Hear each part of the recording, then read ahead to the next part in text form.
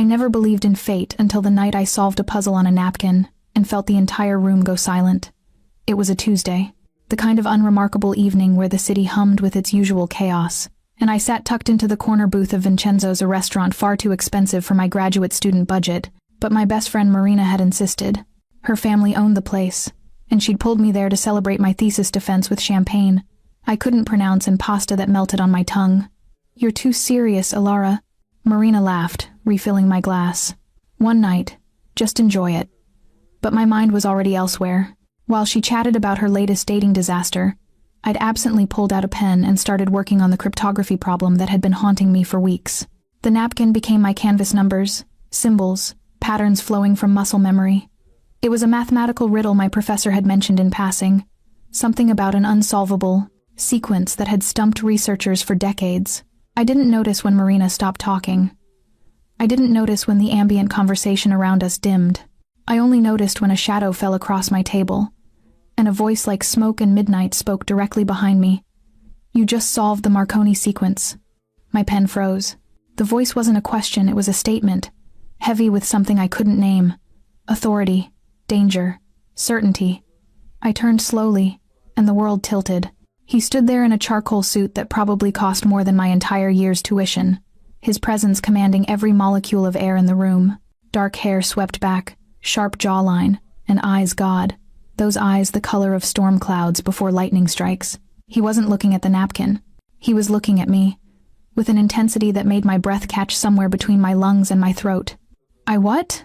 I managed, hating how small my voice sounded. "The sequence."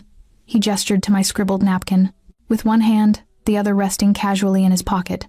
Rings glinted on his fingers, heavy, ornate, the kind that left impressions. "Mathematicians have been working on that problem for 30 years. You just cracked it in." He glanced at his watch.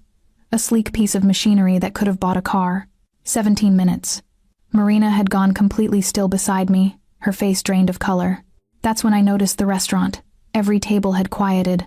Waitstaff had retreated to the walls. And there were men, broad-shouldered, cold-eyed men positioned at every exit.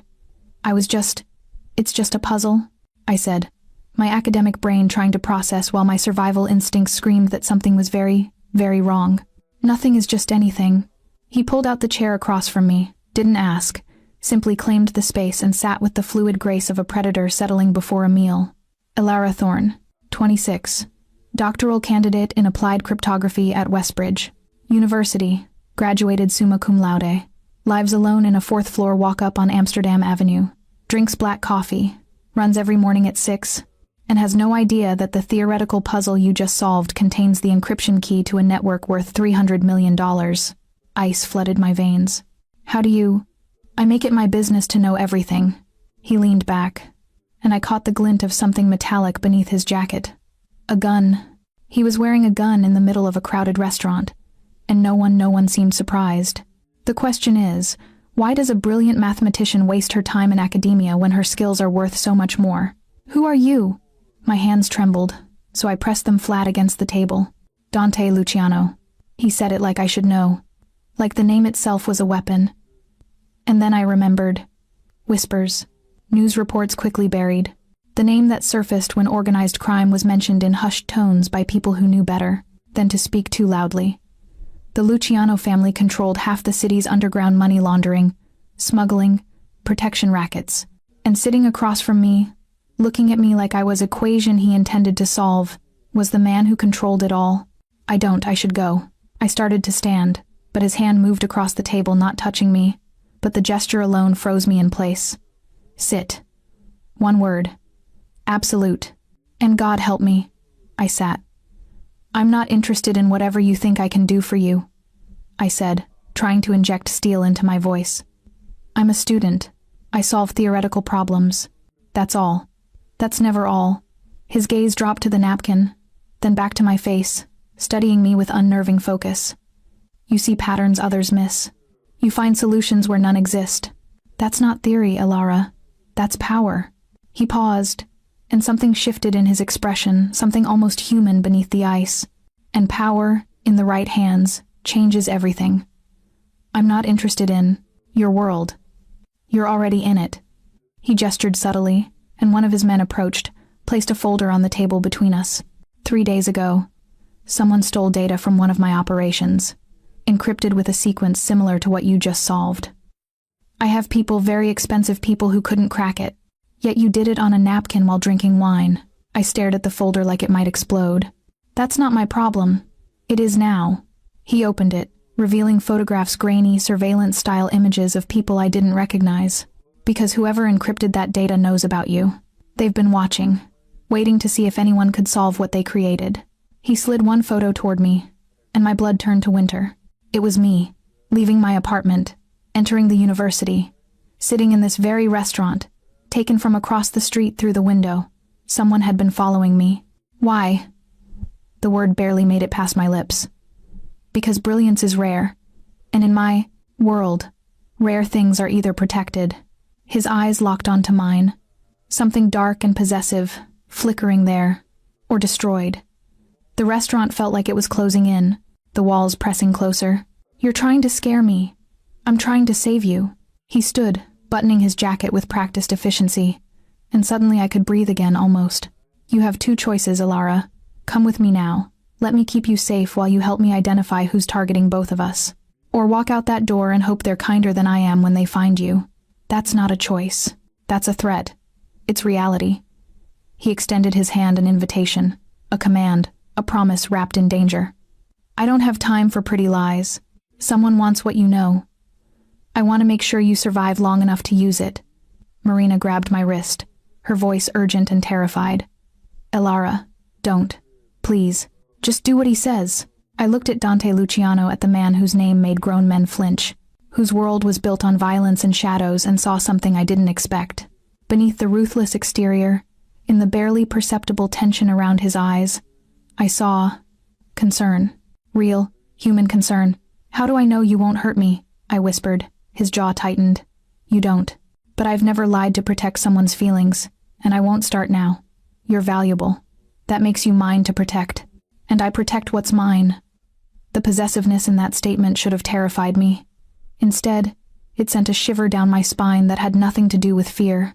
I stood, my legs unsteady, my mind screaming that this was insane. I looked at the napkin, at the innocent puzzle that had unraveled my entire life, and I placed my hand in Dante Luciano's. His fingers closed around mine, warm, strong, absolute, and he pulled me toward the door, toward his world, toward a darkness I didn't understand but could already feel consuming me. As we stepped into the night, he leaned close, his breath against my ear sending electricity down my spine. Welcome to your new life, Alara. Try not to solve any more puzzles. They tend to get people killed. And then the glass behind us shattered in an explosion of gunfire. The world exploded into chaos and glass. Dante's arm locked around my waist, yanking me down as bullets tore through the restaurant's front window. I hit the pavement hard, his body covering mine, the weight of him pressing me into cold concrete while screams erupted behind us. Stay down! His voice was a command, absolute and unbreakable. I couldn't have moved if I wanted to. Terror had turned my limbs to stone, my mind struggling to process the violence erupting around me. This wasn't theoretical. This wasn't numbers on a page. This was real gunfire. Breaking glass, the acrid smell of gunpowder burning my nostrils. Dante moved with lethal precision, his hand pulling the weapon from his jacket in one fluid motion.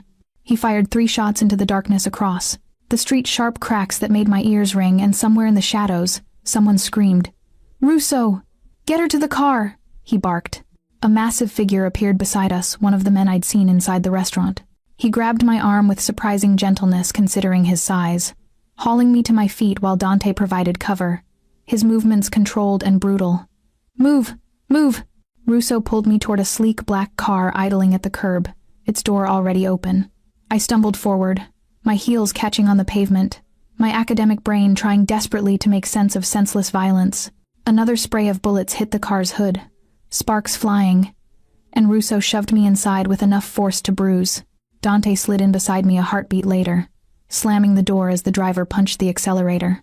The car lurched forward, tires screaming, and I was thrown against Dante's chest as we careened around a corner. They knew. His voice was ice and fury. They knew exactly when. You'd be there. Who was that?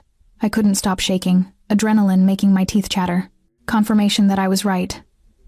He holstered his gun, then turned to me, his hands gripping my shoulders. "Are you hurt?" I shook my head, unable to form words. His eyes, those storm-gray eyes, scanned my face, my arms, checking for injuries with an intensity that felt almost violent in its thoroughness. "Talk to me, Ilara." His voice dropped, became almost gentle. "I need to know you're not in shock. People were shooting at us. At me." The words tumbled out. "I solved a puzzle on a napkin, and now people are trying to kill me. This doesn't make sense. None of this makes sense. It makes perfect sense." He released me, his jaw tight. "Someone's been planning this. They planted that sequence where they knew it would catch your attention. They've been watching, waiting for you to solve it. And the moment you did, the moment they confirmed you're as brilliant as they, suspected they tried to eliminate you before I could secure you." "Secure me?" I laughed, the sound bordering on hysterical. "Like I'm some kind of asset?" "You are an asset." He said it matter-of-factly, no apology in his tone. "A dangerous one, and now everyone knows it." The car wove through the city streets, the driver taking turns with professional precision. I pressed myself against the leather seat, trying to slow my breathing, trying to think. "Where are you taking me?" "Somewhere safe." Dante pulled out his phone, typed something rapidly. "Somewhere they can't reach you while I figure out who orchestrated this. I want to go home." "Your home is compromised." He showed me his phone, a live security feed of my apartment building. 2 men in dark clothing stood across the street, watching my entrance. "They're waiting for you. They'll be waiting at the university, your friend's place, anywhere you might run." The trap closed around me, and for the first time, real fear cut through the shock. "What do you want from me?" He studied me for a long moment, and something shifted in his expression, something raw and unguarded that was gone before I could name it. "I want you alive. Everything else is negotiable." The car pulled through an iron gate, tires crunching on gravel. I looked out at a mansion that seemed to rise out of the darkness itself, stone and shadows, illuminated by lights that made it look like a fortress, pretending to be a home. "This is mine." Dante opened the door, extending his hand. "Welcome to the Luciano estate, Ilara. For better or worse, this is your sanctuary now." I didn't take his hand. I climbed out on my own, my legs still unsteady, and stared up at the building that would become my prison. Because that's what this was. No matter how he framed it, protection was just another word for captivity. Russo and 3 other men formed a perimeter around us as Dante led me up the stone steps. The front door opened before we reached it, revealing an older woman with sharp eyes and graying hair pulled into a severe bun. "Mr. Luciano, we weren't expecting. Prepare the east wing, guest suite, and have Dr. Chen come immediately." His hand found the small of my back, guiding me forward. "This is Ilara Thorne. She's under my personal protection. No one, and I mean no one, gets near her without my authorization." The woman's eyes widened fractionally, but she nodded. "Of course, sir." Inside, the mansion was all dark wood and expensive art, the kind of place that belonged in magazines about lives I'd never live. Dante led me through hallways that seemed to stretch forever, finally stopping at a door that opened onto a suite larger than my entire apartment. "You'll stay here. Everything you need will be provided." He moved to the window, checking the locks, the sightlines, his tactical mind cataloging vulnerabilities. "Don't try to leave. My men are under strict orders to keep you safe, which means keeping you. So, I'm a prisoner. You're protected." He turned back to me, and the intensity in his gaze made my breath catch. "There's a difference. Not from where I'm standing." He crossed the space between us in 3 strides, and suddenly he was too close, his presence overwhelming, his hand lifting to cut my jaw with surprising gentleness. "From where you're standing, you're alive. 20 people in that restaurant tonight, you think you survived by accident? You think that car pulled up exactly when needed by coincidence?" His thumb brushed my cheekbone, and I hated how my body responded to the touch. "I've been planning for this moment since the second I saw what you could do. I knew they'd come for you, and I made sure I'd be there first." "Why?" The question came out as a whisper. "Why do you care?" Something dark and possessive flashed across his face. "Because brilliance like yours doesn't belong to men who'd waste it. It doesn't belong to people who'd destroy you to keep their secrets." His hand dropped, but his eyes held mine captive. "It belongs to someone who understands exactly how rare and dangerous you are. And that's you? That's me." No hesitation, no doubt. A knock at the door broke the moment. A middle-aged man in glasses entered, carrying a medical bag. "Mr. Luciano, you called for me? Check her for injuries. Make sure she's not in shock." Dante stepped back, the ruthless businessman returning. "I'll be in my study. Ilara, don't do anything stupid." The men outside this door answer only to me, and their orders are very simple. Keep you alive. Keep you here. He left without waiting for my response, the door closing with a finality that made my chest tight. The doctor, Dr. Chen, approached with professional kindness. "Let's take a look at you, shall we?" But I barely heard him. My mind was racing, analyzing, trying to understand the equation I'd become part of. Dante Luciano had inserted himself into my life with the precision of someone who'd been watching, planning, waiting. He'd known I'd be at that restaurant. He'd known what I could do. And now I was trapped in his world, surrounded by his men, claimed by his protection. The terrifying part wasn't that I was his prisoner. The terrifying part was that when he'd touched my face, when he'd looked at me with that dark possessiveness, some traitorous part of me had wanted to lean into it. "Doctor," Chen cleared his throat. "Miss Thorne? Your arm, you're bleeding." I looked down. He was right. A shard of glass had cut through my sleeve, leaving a thin line of red across my forearm. I hadn't even felt it. Just like I hadn't felt the moment my ordinary life ended and this dangerous new existence began. But I felt it now, the sting, the reality, the inescapable truth. I was Dante Luciano's prisoner. And God help me, I wasn't sure I wanted to escape. I didn't sleep. How could I? Every time I closed my eyes, I saw shattered glass and muzzle flashes, heard the crack of gunfire echoing in my skull. The guest suite was beautiful, all silk sheets and antique furniture, but it felt like a gilded cage. I checked the windows. Locked, the door, guarded. Even the attached bathroom had no escape route. Just marble and luxury and absolutely no way out. By the time dawn broke, painting the sky in shades of blood orange, I'd given up pretending. I showered, found clothes in the closet that fit perfectly, which should have been comforting but was actually terrifying. Because it meant Dante had planned this, had known my size, had prepared for my captivity, and ventured out into the hallway. The guard outside my door straightened immediately. Young, professional, with dead eyes that had seen too much. "Miss Thorne, you need something? Coffee, food, answers." I crossed my arms. "In that order." He spoke into a radio, and within minutes, another guard appeared to escort me. They didn't touch me, didn't threaten me, but their presence was a constant reminder. I wasn't a guest. I was an asset under protection, which was just another form of control. The estate was even more impressive in daylight. We passed rooms filled with art that belonged in museums, a library that would make my university weep with envy, and finally entered a dining room where breakfast had been laid out like a feast. Dante sat at the head of the table, reading a tablet, a cup of black coffee steaming beside him. He'd changed into a different suit, charcoal gray, perfectly tailored, but he looked like he hadn't slept either. There was a tension in his shoulders, a tightness around his eyes that spoke of a long night. He glanced up when I entered, his gaze traveling over me in a way that made my skin heat. "You're awake. Hard to sleep when you're being held hostage." I sat at the far end of the table, deliberately putting distance between us. A smile ghosted across his lips, barely there, but I caught it. "You're not a hostage. Hostages have demands placed on them. You're free to do whatever you want within these walls. Except leave. Except leave." He set down the tablet. "For your own safety." "My safety? Or your convenience?" "Both." "No apology." He gestured to the food. "Eat. You'll need your strength." "For what? More people trying to kill me?" "For answers." He stood, moving with that predatory grace, and came to sit in the chair beside me close enough that I could smell his cologne. Something dark and expensive. I spent the night tracking who orchestrated that attack. I have a name. Alessandro Moretti. The name meant nothing to me, but Dante's expression darkened. He's the head of a rival family.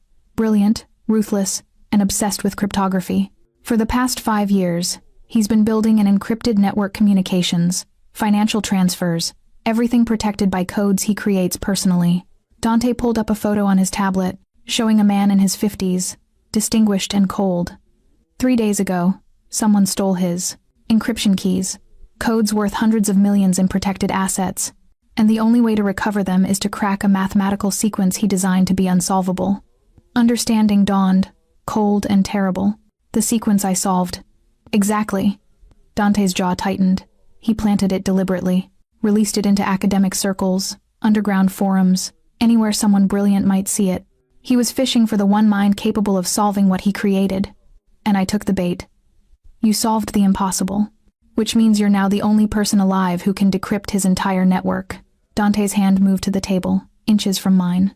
Moretti wants you dead because if you can crack his sequence, you can crack everything he's built. But if I have you, you can destroy him. The pieces clicked into place. You can access his network, steal his assets, dismantle his entire operation. Yes. No hesitation, but only if you help me. I pulled back, my stomach churning.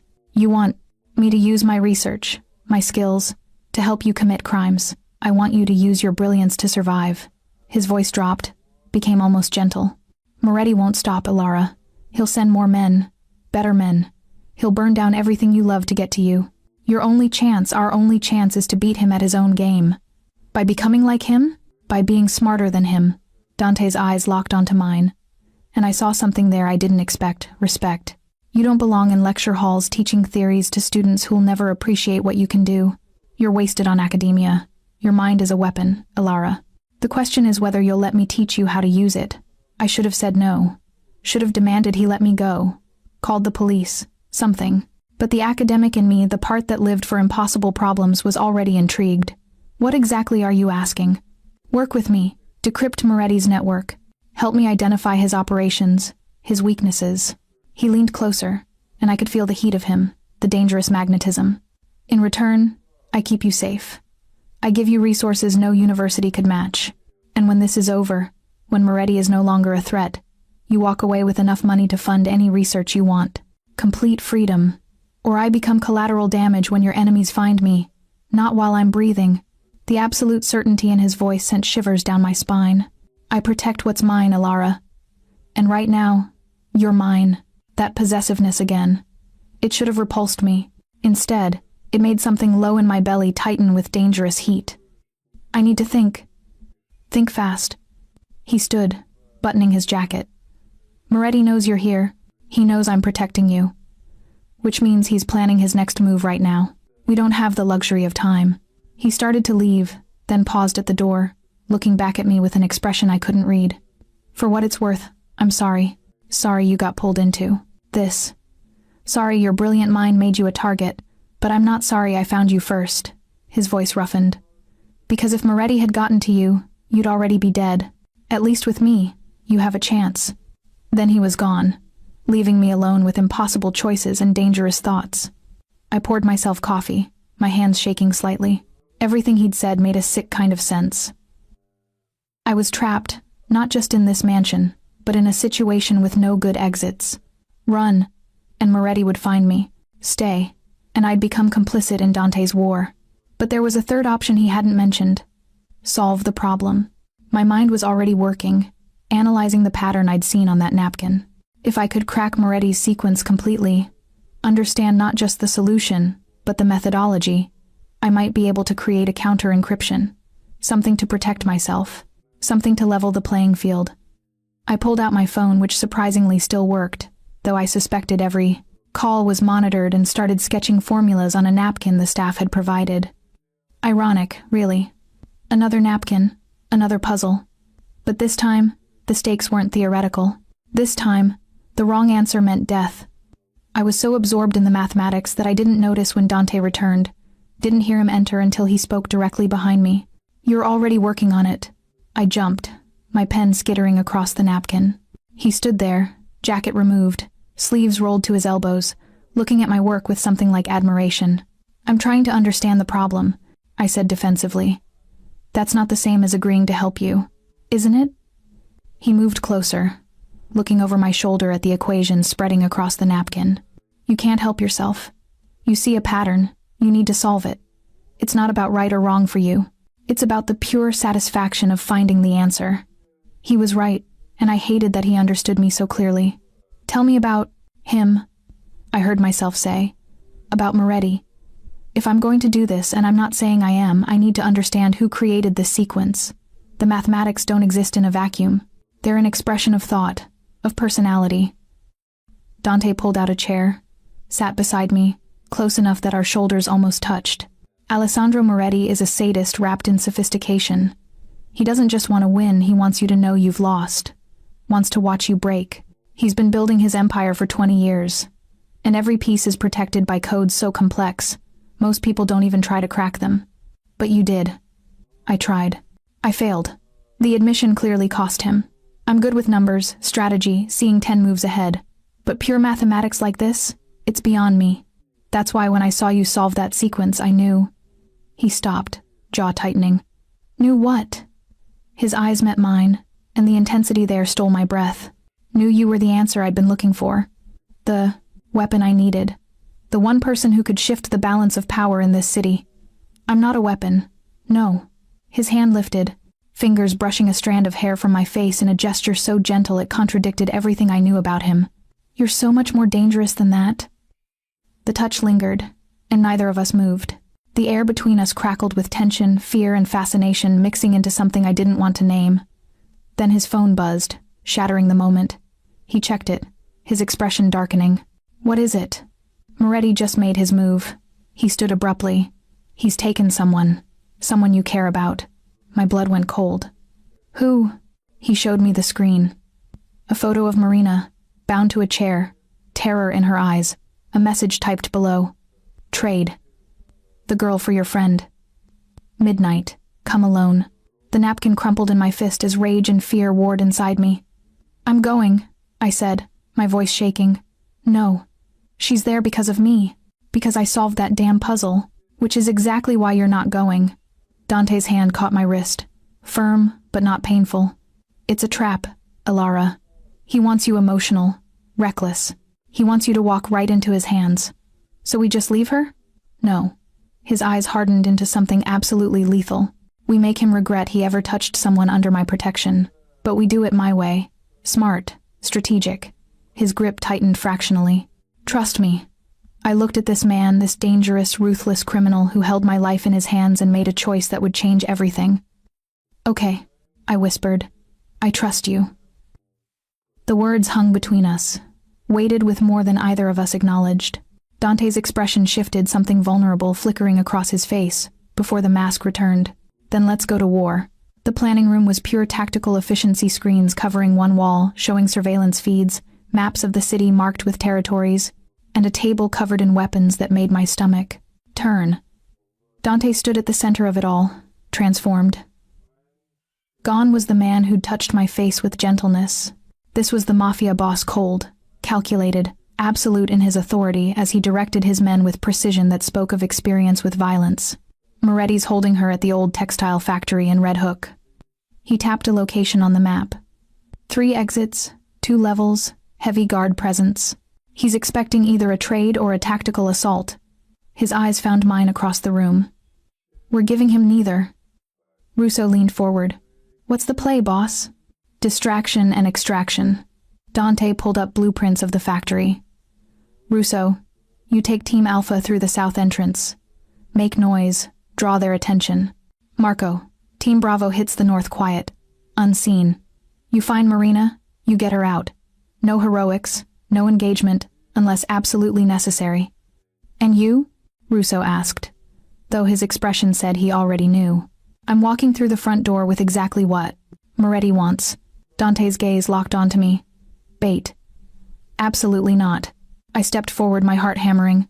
You said I wasn't going. You're not. I am. He moved around the table toward me. But he needs to think you are, which means I need you to help me sell the deception. He was standing too close again, invading my space in a way that made thinking difficult. How? Give me something of yours. Something that carries your scent, your presence. His hand lifted to my wrist, fingers tracing the delicate skin there. Something I can use to make him believe you're close enough to take. I pulled off the cardigan I'd been wearing, my hands shaking slightly as I handed it to him. This is insane. He'll see through it. He'll see what he expects to see, a man desperate to protect something valuable. Dante's fingers closed around the fabric, bringing it to his face briefly before tucking it inside his jacket. Arrogance makes people sloppy. Moretti thinks he's already won. That makes him vulnerable, or it makes you dead. Something softened in his expression. Worried about me, Ilara? I know. I faltered. unable to articulate the fear coiling in my chest. Marina's in danger because of me. If you die trying to save her, I won't. He said it with such certainty that I almost believed him. But if something goes wrong, if things go to hell, Russo has orders to get you somewhere safe. New identity, new life, everything you need. I don't want a new life. I want. The words caught in my throat. What do you want? His voice dropped, became almost intimate despite the audience around us. You, my traitorous mind whispered. I want you to come back alive. But I couldn't say that. Shouldn't feel that. So instead I said, I want Marina safe. And I want to help. You are helping. His hand found my chin, tilting my face up. You're giving me a reason to make sure this works. Then he was moving, giving orders, strapping on weapons with the casual efficiency of someone who'd done this 1,000 times. His men dispersed, each one a piece of a larger machine designed for violence. Dante checked his gun one final time, then looked at me. Stay here. Russo will keep you updated. If anything goes wrong, nothing will go wrong. I surprised myself with the fierceness in my voice. You're too smart for that. Too careful. A ghost of a smile touched his lips. Never thought I'd find someone who understood that. He started toward the door, then paused. When this is over, we need to talk. About the network, about Moretti, about his eyes held mine everything. Then he was gone, and the war room felt suddenly empty despite the men remaining. Russo moved beside me, his massive presence oddly comforting. He'll be fine. Boss has survived worse. Has he done this before? Used himself as bait? More times than I can count. Russo pulled up the surveillance feeds. It's his style, controlled risk. He calculates every angle, every possibility. Then he walks in like he owns the world and makes everyone believe it. The screens flickered to life, multiple camera angles showing different parts of the factory. I watched as Dante's car pulled up to the front entrance, watched him step out alone, unarmed in appearance, my cardigan visible in his hand. He was magnificent and terrifying, every movement deliberate, every step radiating confidence and controlled danger. On another screen, I saw Marina still bound, still terrified, but alive. Guards surrounded her, weapons ready. Come on, Russo muttered, watching his own men move into position. Just a little longer. Dante disappeared into the building, and my heart climbed into my throat. Minutes stretched like hours. The screens showed movement, Russo's team engaging guards on the south side, drawing them away from Marina's position. Marco's team slipping through shadows on the north, approaching her location with surgical precision. Then the audio feed crackled to life, and I heard Dante's voice, clear and commanding. Moretti, I believe we have business to discuss. Luciano. Another voice, older, cultured, dripping with malice. You came alone. How refreshingly stupid. I came with what you want. The girl who solved your sequence. My blood froze. He wouldn't. He couldn't. Show me. On screen, Dante held up my cardigan. She's close. Waiting. But first, you release Marina De Luca. She's not part of this. Moretti laughed, the sound making my skin crawl. Everything is part of this. The girl, the code, even you. You really think I didn't know you'd try something? Gunfire erupted sudden, explosive, filling the audio feed with chaos. Dante! I lunged toward the screens, but Russo held me back. Wait. Just wait. On the monitors, Marco's team grabbed Marina, cutting her bonds as bullets flew around them. They moved with professional precision, dragging her toward the exit as guards fell or scattered. But where was Dante? The audio feed crackled with static, then his voice cut through, cold and lethal. You made a mistake, Alessandro. Did I? You assumed I'd come unprepared, that I valued the girl more than strategy. A pause. And when Dante spoke again, ice ran through his words. I value winning. Everything else is just leverage. A scream echoed through the speakers, someone in pain, then Moretti's voice, tight with barely controlled rage. You'll regret this, Luciano. I'll burn your entire organization to the ground. Starting with that mathematician you're so desperate to protect. You can try. Dante's voice grew closer to whatever mic was picking up the feed. But she's mine now, and I don't lose what's mine. More gunfire. Shouting. Then suddenly silence. Boss is clear. Russo's radio crackled. Marina's secure. We're pulling out. I collapsed into a chair. My legs suddenly unable to hold me. They'd done it. They'd actually done it.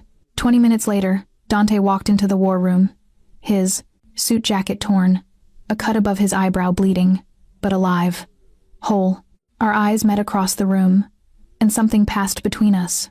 Relief, recognition, something deeper I wasn't ready to name. "Marina?" I asked. "Safe, shaken, but unharmed. She's being taken somewhere secure." He moved toward me, and I saw the adrenaline still coursing through him, the violence barely contained beneath his skin.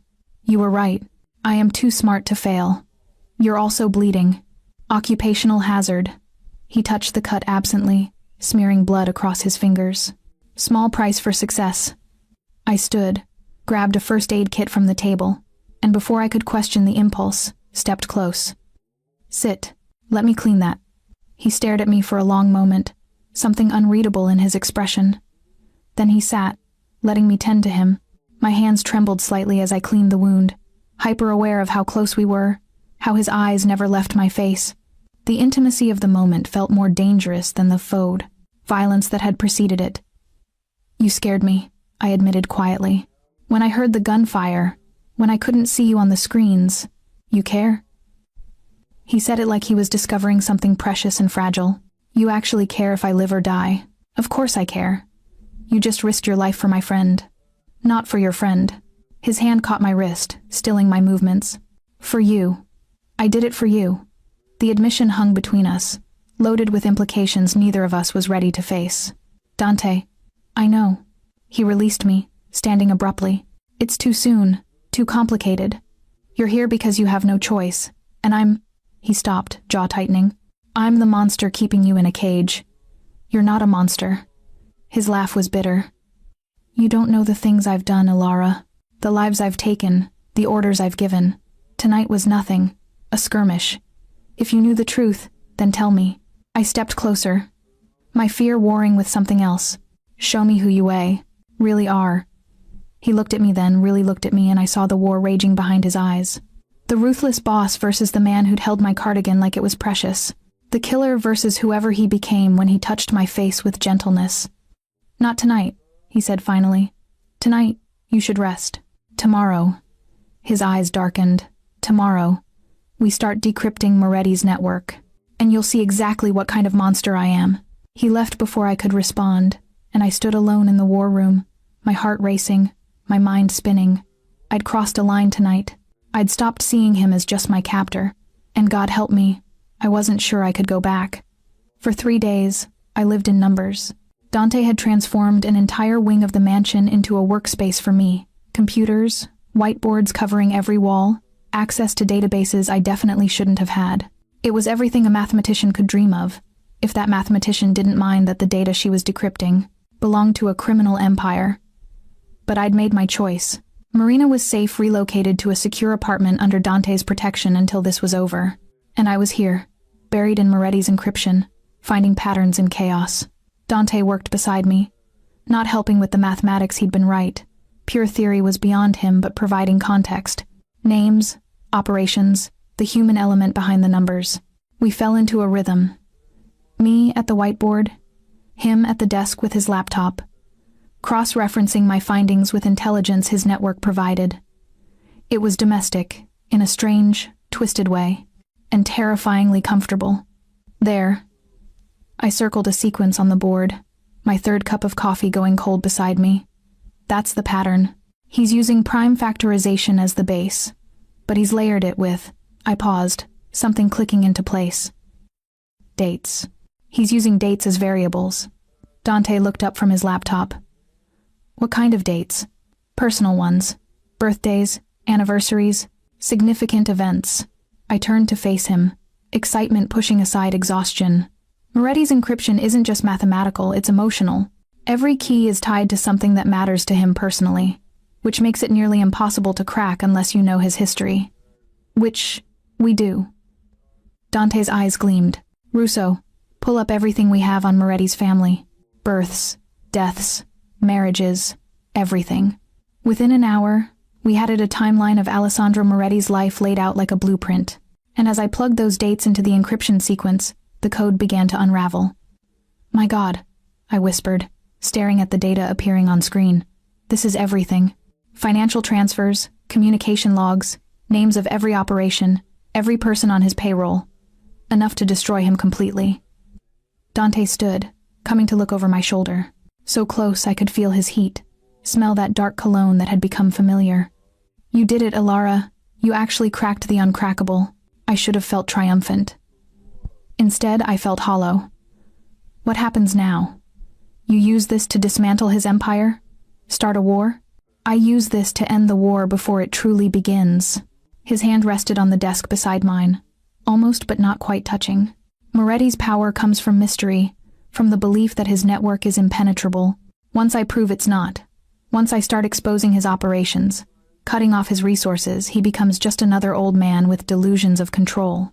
And the people caught in the crossfire will be offered a choice: work for me or walk away clean. He turned to face me fully. I'm not Moretti, Ilara. I don't kill for sport or crush people for entertainment. I build empires, yes. I operate outside the law, absolutely. But I have rules. Lines I don't cross. What lines? His jaw tightened. I don't hurt innocents. I don't traffic people. I don't poison communities with drugs or prey on the desperate. His eyes held mine. Everything I do to maintain balance.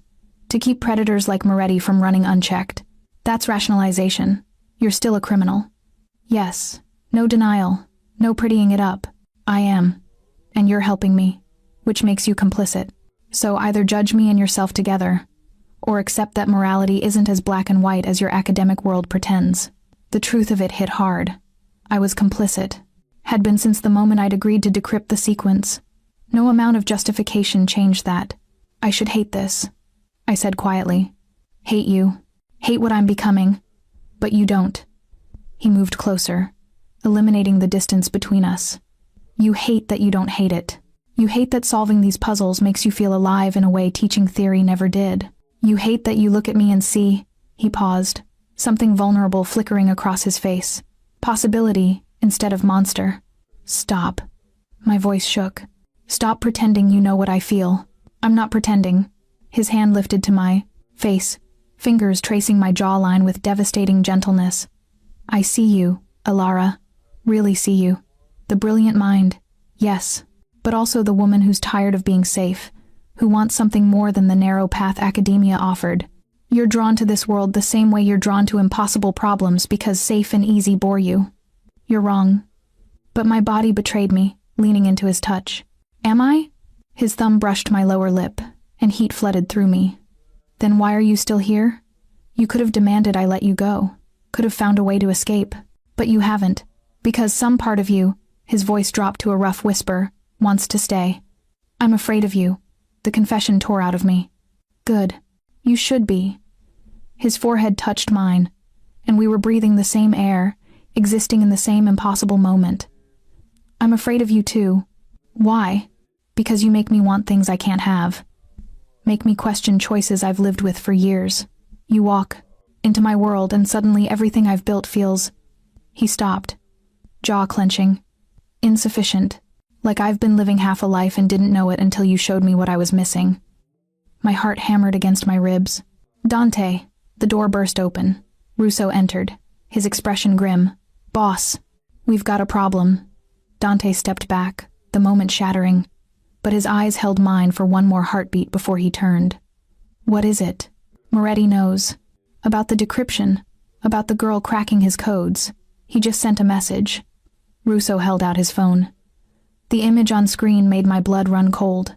It was me, a photo taken through the window of this very room. Me at the whiteboard, clearly visible, and beneath it, a message. She's brilliant. I'll enjoy breaking her.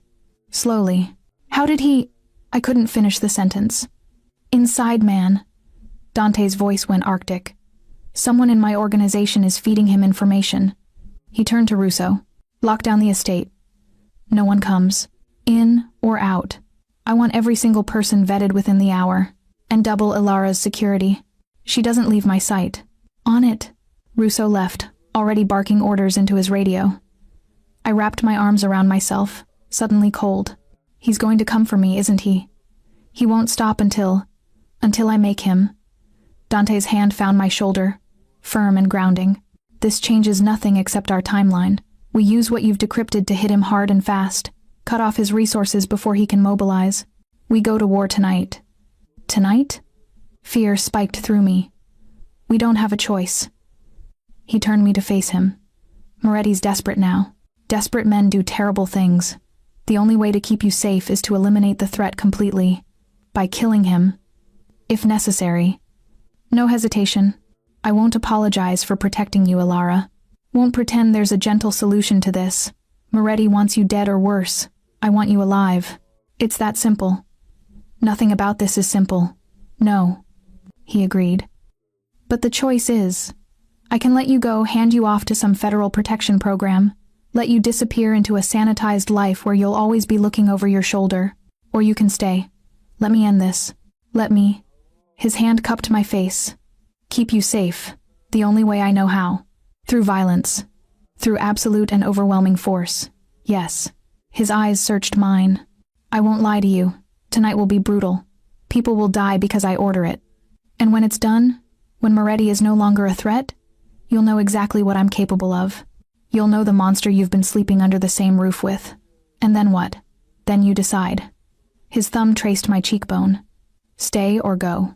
Hate me or... He stopped, something raw flashing across his face. Or whatever this is between us becomes. There's nothing between us. The lie tasted bitter. Keep telling yourself that.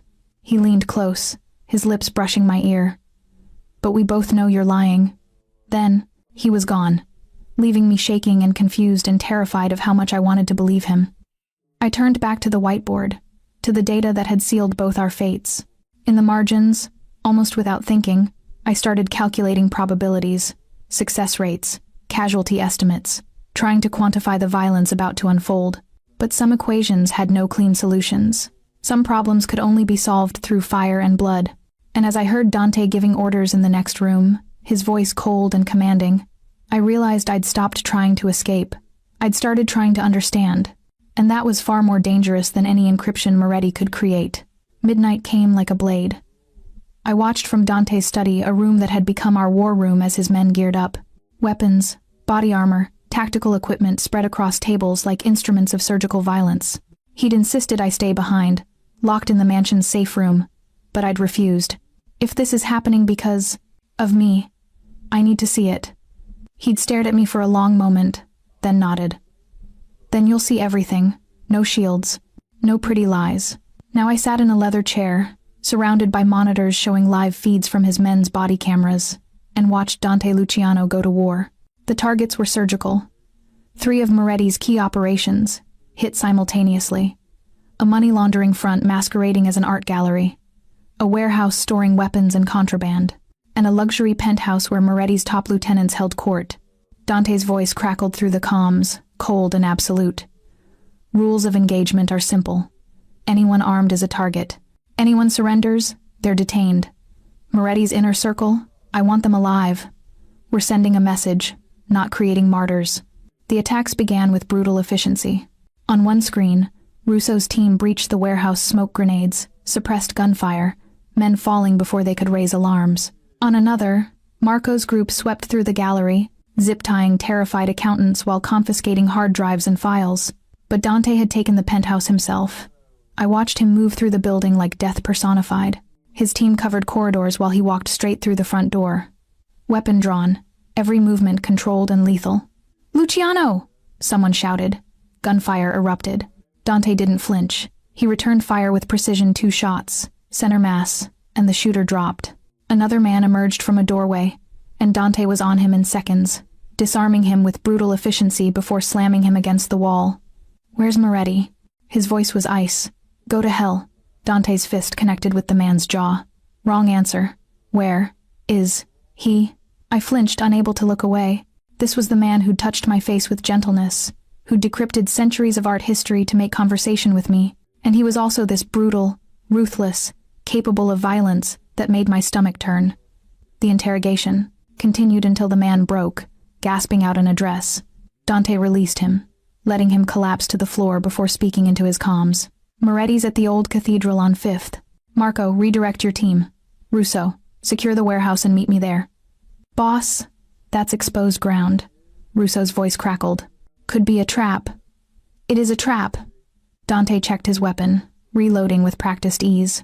Which is why I'm walking into it. Dante, no. I spoke before, thinking, my voice carrying through the open comms. He paused, looking directly into the camera on his vest. Elara, you shouldn't be listening to this. But I am. And you can't just, I can. And I will. His expression softened fractionally. Trust me, I've been doing this a long time. Then he was moving again, leaving the penthouse, his team forming around him like a lethal machine. The drive to the cathedral took 12 minutes that felt like hours. I watched through the body cam feeds as they approached an old, Gothic structure. Abandoned for years, its stained glass windows dark and broken. Perimeter secure, one of Russo's men reported. No movement detected outside. He's inside, Dante's voice held certainty. Waiting. They entered through the main doors, and the cathedral's interior appeared on screen pews covered in dust, candles flickering throughout despite years of abandonment. And at the altar, standing like a priest before his congregation, was Alessandro Moretti. Luciano. His voice echoed through the empty space. I knew you'd come. You wanted to talk. Let's talk. Dante moved down the center aisle, weapon lowered but ready. Call off your hunt for the girl. This is between us. Is it? Moretti smiled, cold and cruel. Or is it about the fact that some brilliant little mathematician cracked what I spent years building? That she exposed the weakness in my design?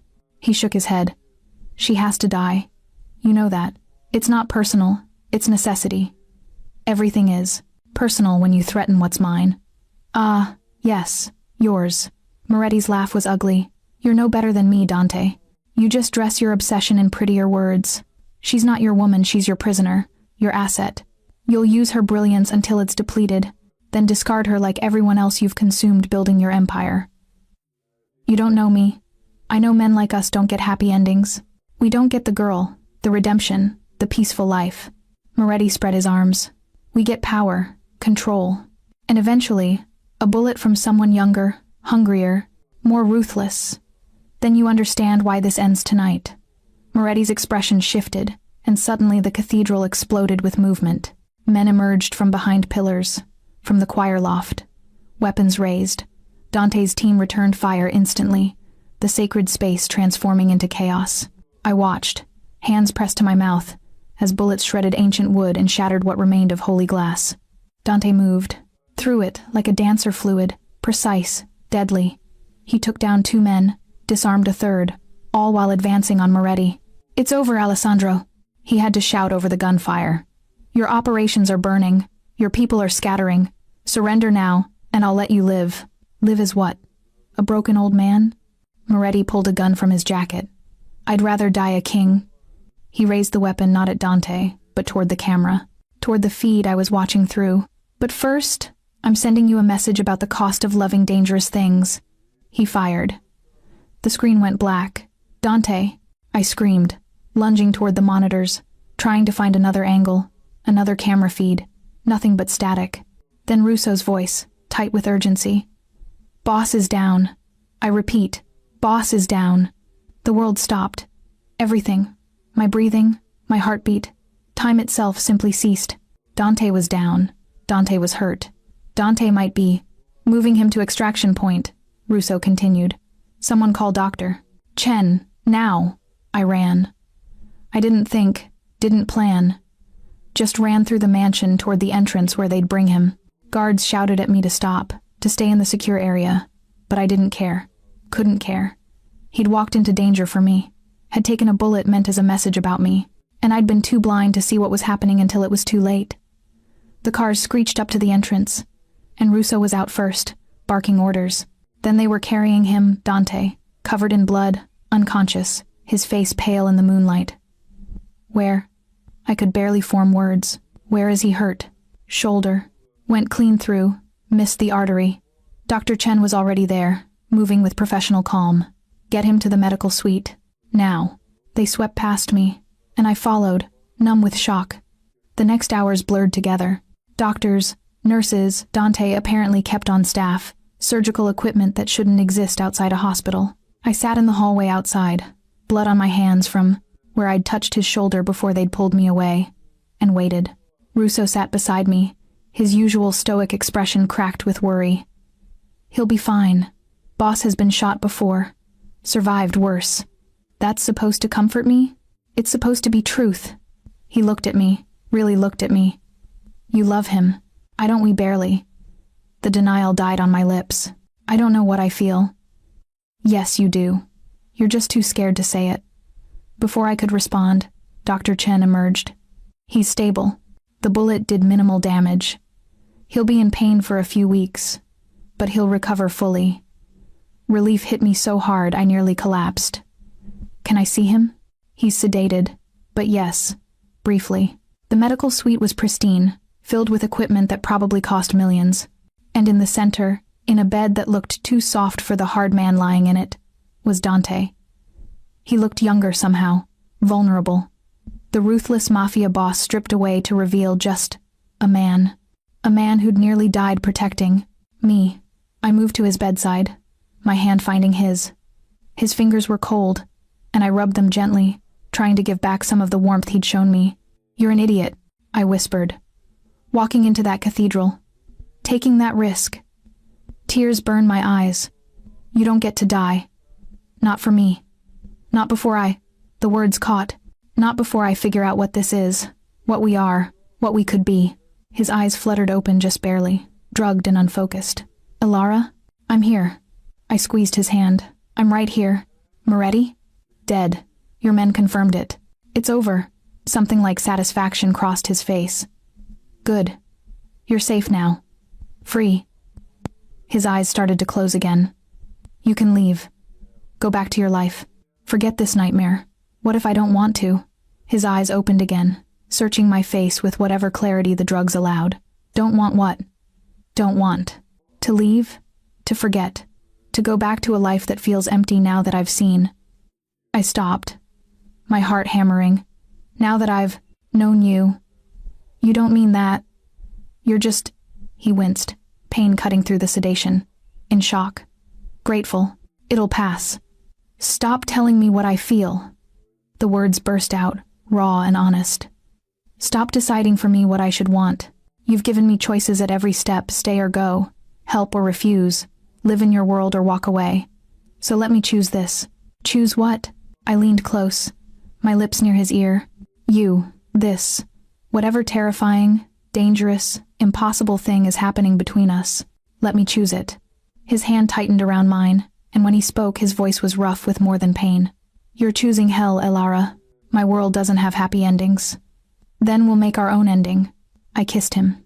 Gentle, careful of his injuries, but absolutely certain. His lips were warm, and for a moment, the ruthless Mafia boss disappeared entirely. When I pulled back, his eyes held wonder and fear in equal measure. Stay, he whispered. When I wake up, be here. I'm not going anywhere.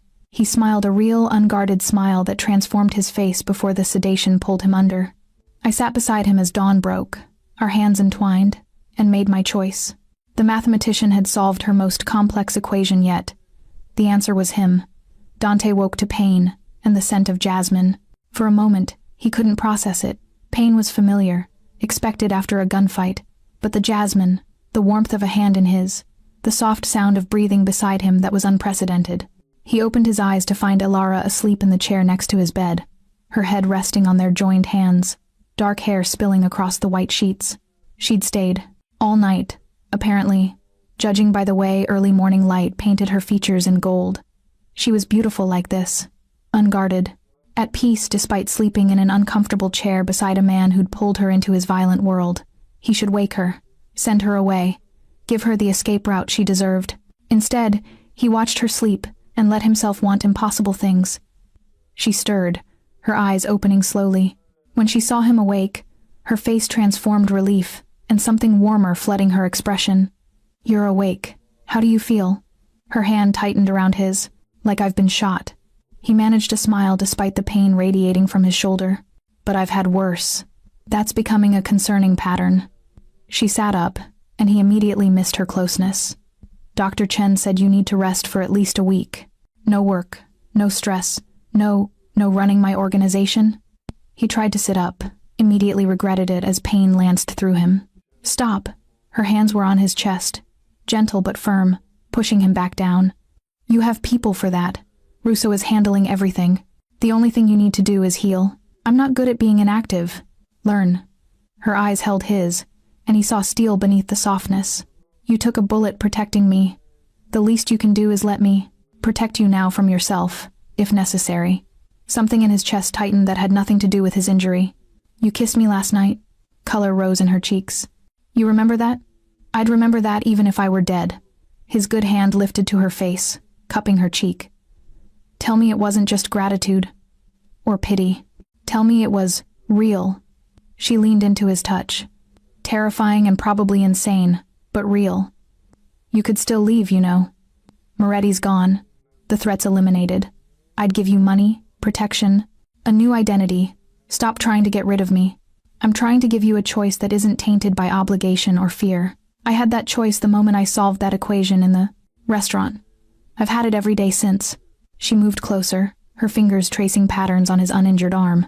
I keep choosing you. Stop being surprised by it. I've never... He paused, struggling for words. No one's chosen me before. My world, yes. My power, absolutely. But not me. Not the man beneath all of it. Then they were idiots. She said it with such certainty that he almost believed her. The man beneath it all is brilliant, complicated, capable of both violence and tenderness. He's someone who reads ancient philosophy and encrypts his soul behind equations because vulnerability feels more dangerous than bullets. You see too much. I see exactly enough. She leaned down, her lips brushing his forehead. Now rest. I'll be here when you wake up. Promise? Promise. He let himself believe her, let himself drift back into medicated sleep with her hand in his. The next days blurred together in a haze of pain medication and stolen moments. Alara became his constant reading to him from books in his library, bringing him meals, arguing with him about mathematics and philosophy until his head hurt more than his shoulder. She was brilliant and stubborn and absolutely refused to let him push her away. You're not protecting me by being cold, she said on the third day, catching him deliberately creating distance. You're just being a coward. Excuse me? You face down Moretti in a cathedral with a dozen guns pointed at you. But one woman saying she cares about you, and you retreat like a scared child. She crossed her arms. I expected better from the great Dante Luciano. You don't know what you're asking for. A life with me would be complicated, dangerous, absolutely unconventional. She moved to sit on the edge of his bed. I know. I'm a mathematician, Dante. I've calculated all the variables, weighed the risks, and I'm still here. You could die. People in my world, the ones I care about, they become targets. I was already a target. I'll always be a target now that I can decrypt advanced systems. The only question is whether I face that alone or with someone who'd burn down the world to keep me safe. Her hand found his. Stop trying to make this decision for me. He stared at her, this impossible woman who'd crashed into his carefully controlled life and shattered every wall he'd built. I'm not good at this. At caring. At being soft. I don't need soft.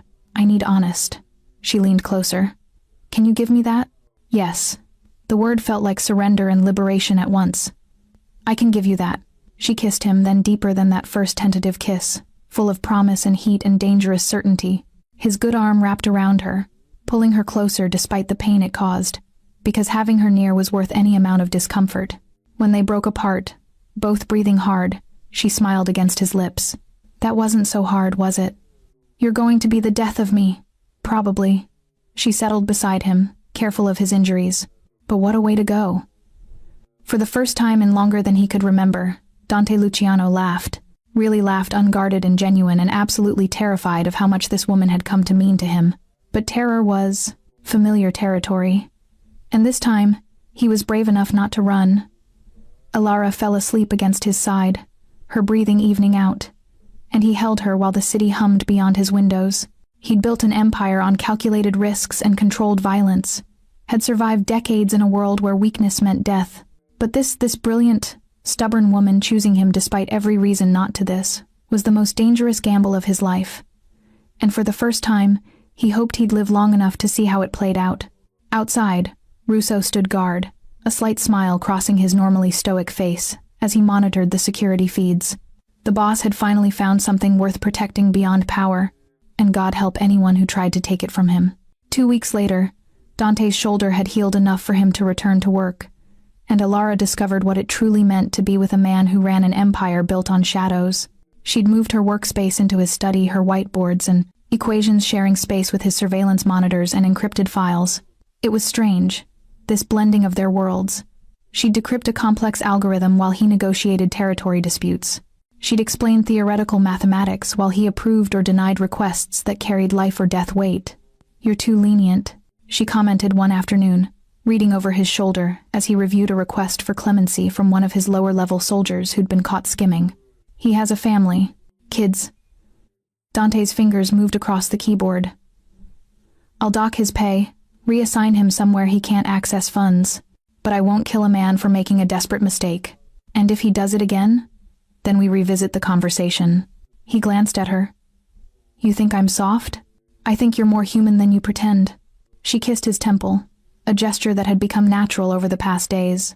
"It's not weakness to show mercy. In my world, it can be." But he approved the clemency.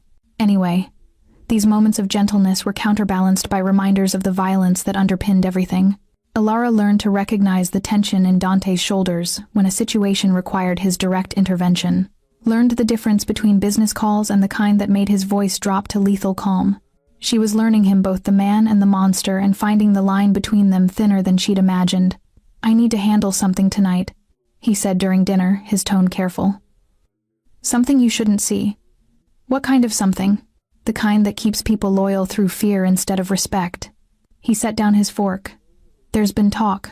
Whispers that Moretti's death has made me look weak, that protecting you was emotional rather than strategic. I need to remind certain people why questioning me is a fatal mistake." Ice settled in Alara's stomach. "You're going to kill someone." "I'm going to make an example. No apology." "It's necessary. This world respects strength, Alara. Show weakness, and you'll drown in the blood of those who smell opportunity." I can't," she struggled for words. "I know." He stood, moving to her side of the table, kneeling so they were eye level. "This is what I am. What I have to be to survive, to protect what's mine. I won't apologize for it. But I also won't force you to witness it. Where does that leave us?" Her voice shook. "I care about you, God. I'm falling for you, but I can't just ignore the violence. I'm not asking you to ignore it.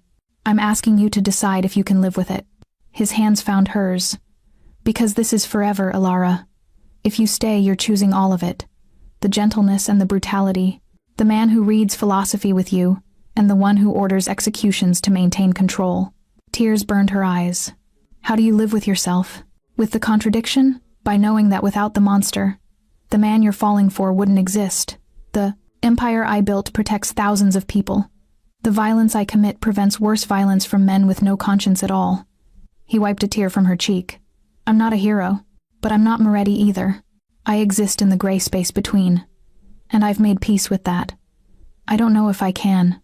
Then maybe you should go." The words clearly cost him, his jaw tightening. "Before you're in so deep that leaving destroys us both." She looked at this man, this complicated, dangerous, heartbreakingly honest man, and felt the weight of the choice pressing down on her.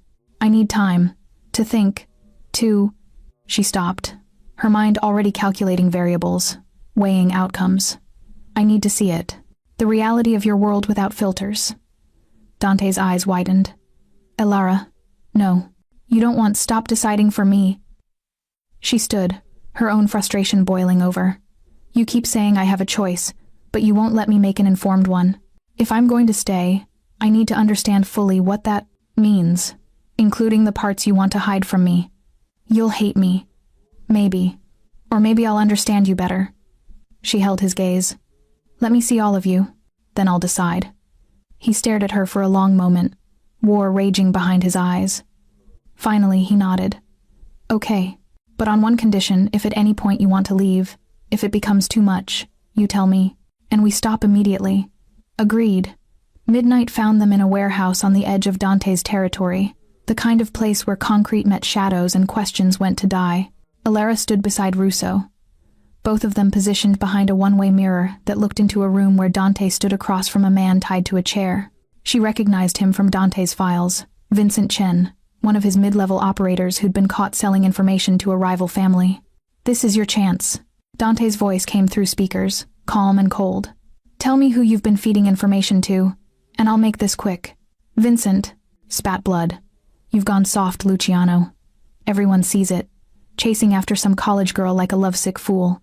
Dante's fist connected with Vincent's jaw with controlled precision. Not rage calculation. "Wrong answer." Alara flinched but forced herself to keep watching. The interrogation continued, methodical, brutal, effective. Dante extracted names, dates, details of the betrayal, with the efficiency of someone who'd done this countless times. And through it all, his expression never changed. Cold, controlled, absolute. This was the monster. This was the man who ruled through fear when necessary. When Vincent finally gave up everything, Dante stepped back. "Thank you for your cooperation. So you'll let me live?" Hope flickered in Vincent's voice. "No." Dante pulled his gun. "But I'll make it quick. As promised." Alara turned away before the shot rang out, her stomach churning. Russo's hand steadied her shoulder. "Breathe," he said quietly. "Just breathe." Minutes later, Dante entered the observation room, and Alara saw him properly gunned. Still holstered, blood on his knuckles. The ruthless boss she'd only seen glimpses of before. "I'll have someone take you back to the house," he said, his voice carefully neutral. "No." She turned to face him fully. "We need to talk. Here. Now." He dismissed Russo with a gesture, and they were alone with the weight of what she'd witnessed. "You're going to leave." He said it like fact, not question. "I understand. I'll arrange. I'm not leaving." He froze. "You just watched me execute a man. I watched you do what you said you'd do. What you have to do in your world." She moved closer, and he actually flinched like he expected her to recoil. "I'm not going to lie and say it doesn't sicken me, that I'll ever be comfortable with the violence. But I also understand now." "Understand what?" "That you're not cruel. You're efficient. That man betrayed you, endangered your organization, and by extension, endangered me. And you did what was necessary to send a message." She reached for his hand, the one with bloody knuckles. "You're a killer, Dante, but you're not a monster. There's a difference. Most people wouldn't see one. I'm not most people." She cleaned the blood from his knuckles with a cloth she'd brought. "I'm a woman who's falling in love with a man who exists in shades of gray.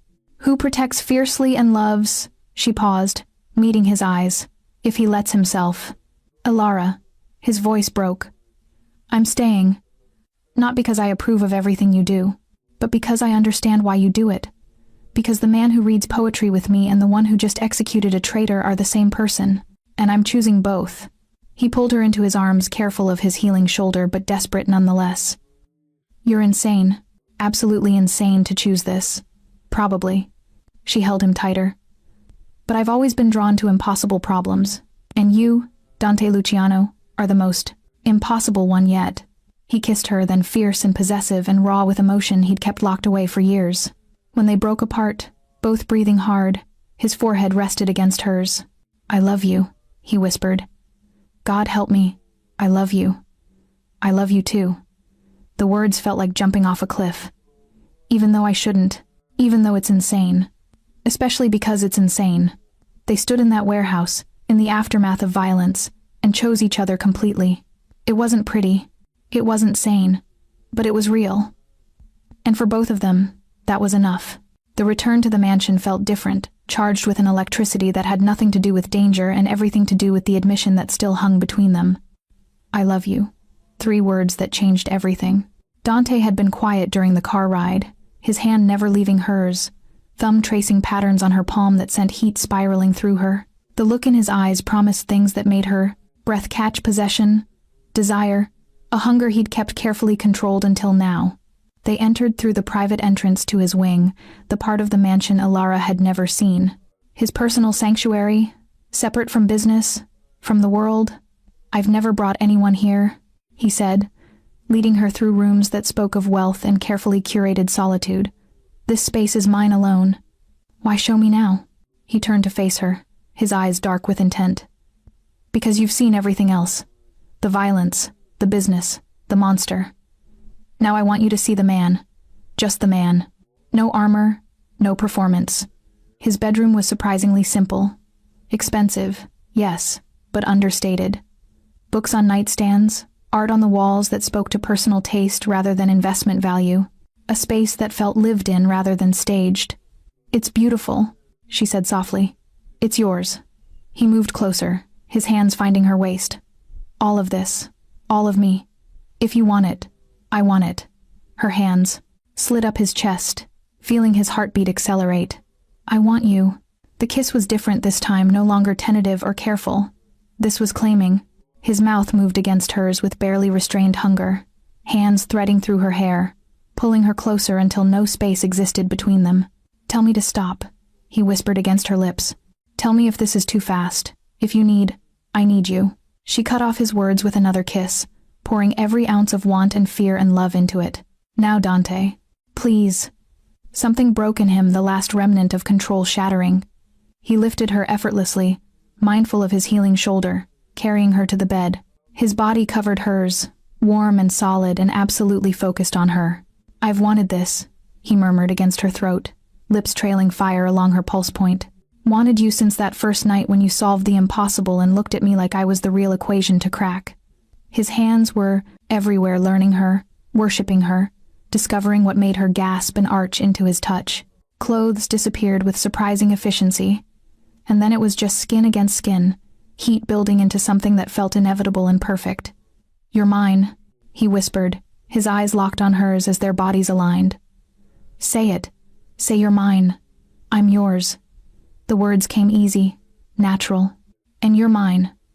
Always." He kissed her deeply as they moved together, finding a rhythm that felt like coming home. "Forever, Alara. This is forever." The world narrowed to just them, sensation, emotion, connection that went beyond physical. Every touch carried meaning. Every kiss was a promise. Every whispered word of love was a vow. When the pleasure crested, it crashed over them both with an intensity that left her trembling in his arms. Dante held her through it, murmuring words in Italian, beautiful, possessive things that she didn't need to translate to understand. Afterward, they lay tangled together, heartbeats slowly returning to normal.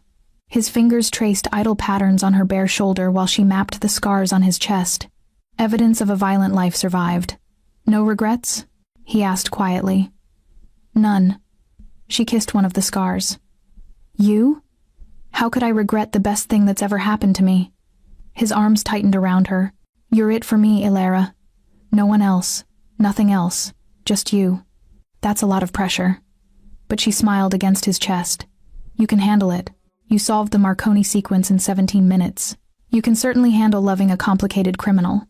She laughed, the sound light and genuine. "When you put it that way." They stayed like that, wrapped in each other, until dawn painted the sky in shades of pink and gold. And for the first time since entering Dante's world, Alara felt truly safe. Not because the danger had passed, it would always exist in the shadows of his life, but because she wasn't facing it alone anymore.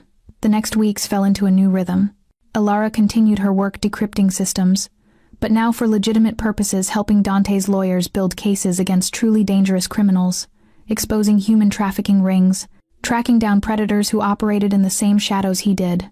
"If I'm going to use my skills in your world," she'd told him, "I want to do some good with them." He'd agreed without hesitation, redirecting resources to help her identify targets worth pursuing. The mathematician and the Mafia boss, working together to tip the scales toward something resembling justice. But there were still moments when the reality of his world crashed in, when violence became necessary, when old enemies resurfaced, when Dante had to make choices that left blood on his hands. Alara learned to navigate those moments, learned when to push him to talk and when to simply hold him, learned the difference between the guilt that meant he was still human and the coldness that meant he'd shut down to survive. "I worry about what this is doing to you," he confessed one night, after a particularly brutal confrontation with a rival family. "About how my darkness is staining you. We all have darkness, Dante. You've just had to embrace yours to survive."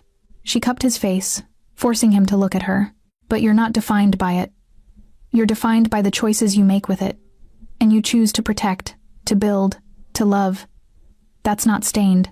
That's beautiful. You see me through rose-colored glasses. I see you clearly. All of you. And I love all of it." He kissed her, then soft and reverent and full of wonder that someone like her could love someone like him.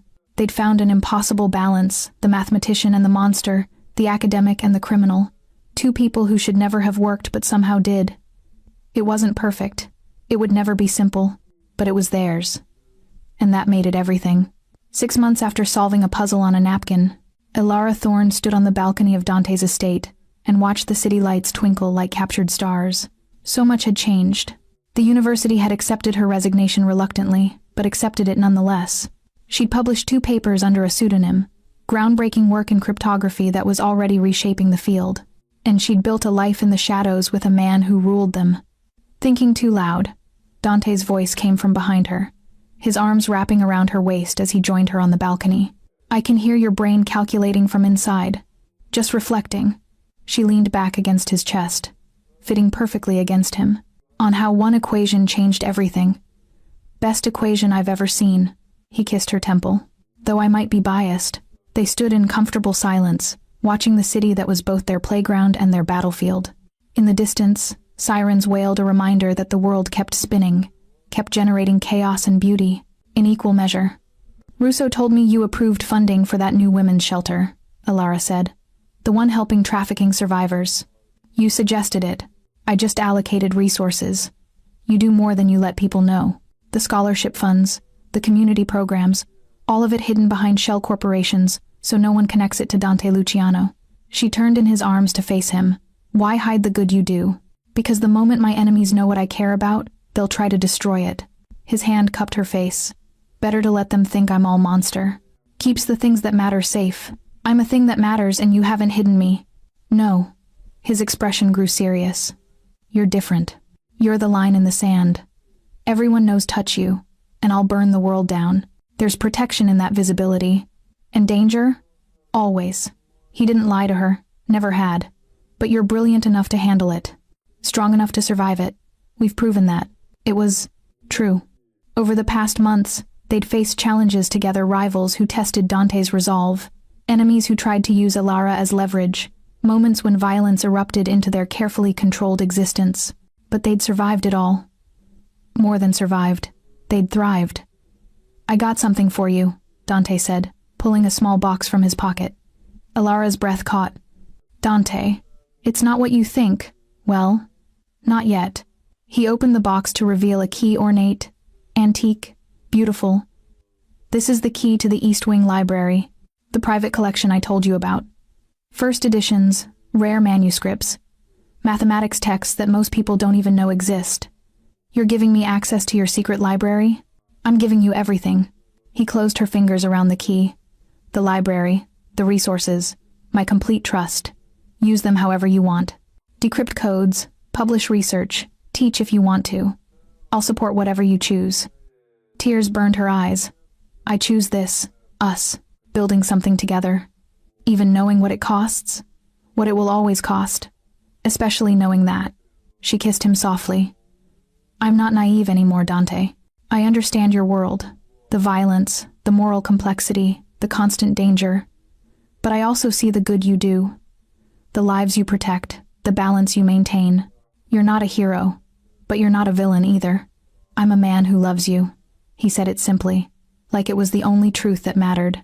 Everything else is just details. Important details. Important details, he conceded, but secondary to this. To us, they kissed on that balcony, surrounded by night and stars and the city that had brought them together through chaos and mathematics. Two people who should never have worked, creating something beautiful from impossible circumstances.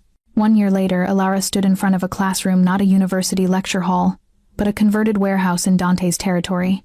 20 students sat before her, all from the neighborhood, all brilliant minds who couldn't afford traditional education. Mathematics is power, she told them. Passion evident in every word. It's the language of the universe, the key to understanding everything from quantum mechanics to cryptography, and you all have access to that power. You just need to learn how to use it. In the back of the room, Dante watched with pride evident on his face.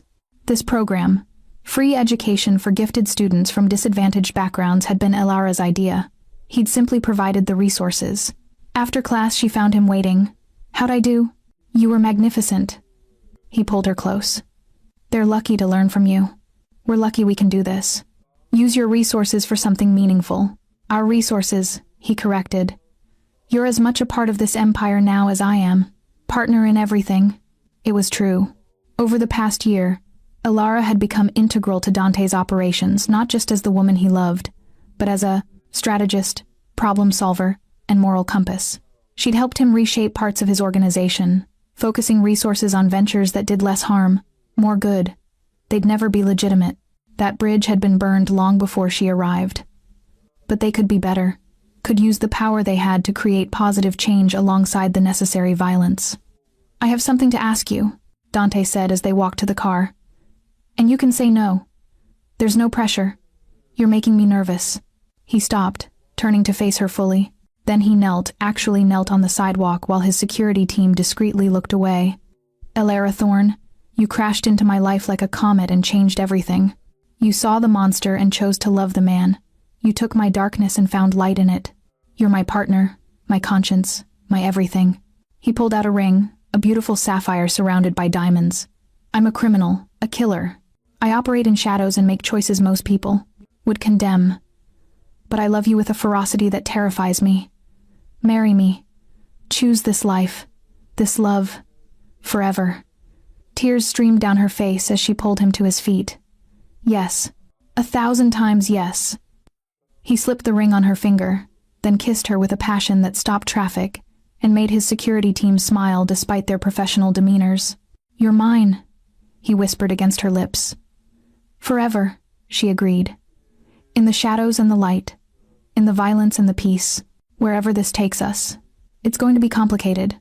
I'd expect nothing less. She laughed through her tears. I fell in love with you by solving an impossible equation. Our entire relationship has been complicated. And worth it? Every single moment. Epilogue, 5 years later. The nursery was filled with soft light and the sound of a baby's gentle breathing. Ilara stood beside the crib, watching their daughter sleep. Sofia Luciano, named after Dante's mother, inheriting her father's dark hair and her mother's brilliant mind. Dante wrapped his arms around her from behind, both of them watching the small miracle they'd created. She's perfect, he whispered, like her mother. She's going to be trouble, Ilara countered. Like her father. God help us both. They stood in comfortable silence, two people who'd found love in the most unlikely circumstances, now raising a child in a world that straddled light and darkness. It wasn't the life Ilara had imagined while studying at university. It wasn't the fairy tale ending society approved of, but it was theirs, built on trust and truth, on accepting all parts of each other, on choosing love even when it was complicated and dangerous and absolutely insane. No regrets? Dante asked, the question he still posed sometimes. Not one. She turned in his arms to kiss him. You? Only that I didn't find you sooner. Through the window the city stretched out before them, their city now, their kingdom of shadows and light. And, somewhere in its depths, a new generation was learning mathematics and possibility from a woman who'd proven that even the most dangerous equations could have beautiful solutions. The mathematician and the monster.